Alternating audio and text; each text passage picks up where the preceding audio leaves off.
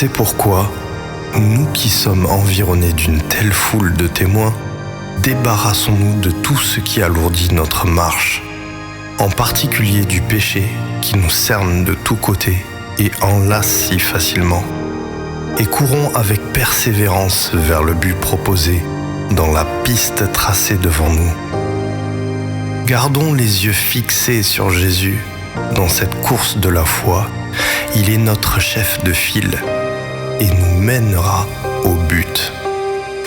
Parce qu'il avait en vue la joie qui lui était réservée, il a affronté la mort sur la croix sans tenir compte de la honte attachée à un tel supplice.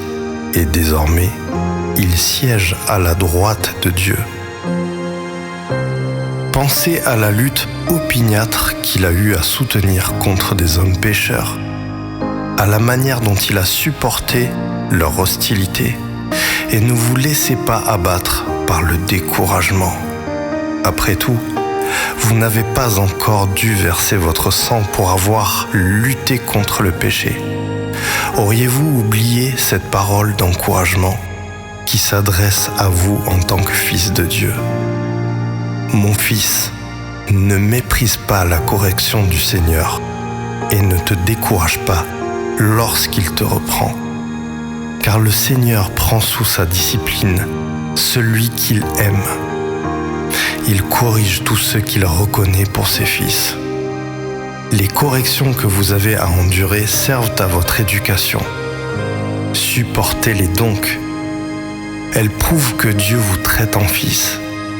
Quel est le fils que son père ne corrige pas? Si vous étiez dispensé de la correction qui est le lot de tous les vrais fils, vous ne seriez pas des enfants légitimes, mais des bâtards. D'ailleurs, nos parents terrestres ne nous corrigeaient-ils pas? Cela a contribué à notre bien, et nous les respections d'autant plus. Ne voulons-nous pas, à plus forte raison, nous soumettre à notre Père céleste pour apprendre à vivre?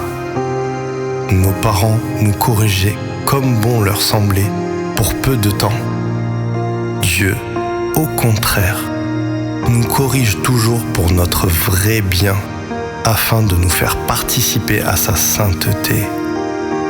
Certes, sur le moment, une correction n'a rien de réjouissant, c'est plutôt une expérience pénible. Plus tard, cependant, elle produit chez ceux qui se sont ainsi laissés former un fruit précieux, une vie juste, conforme à la volonté de Dieu et vécue dans la paix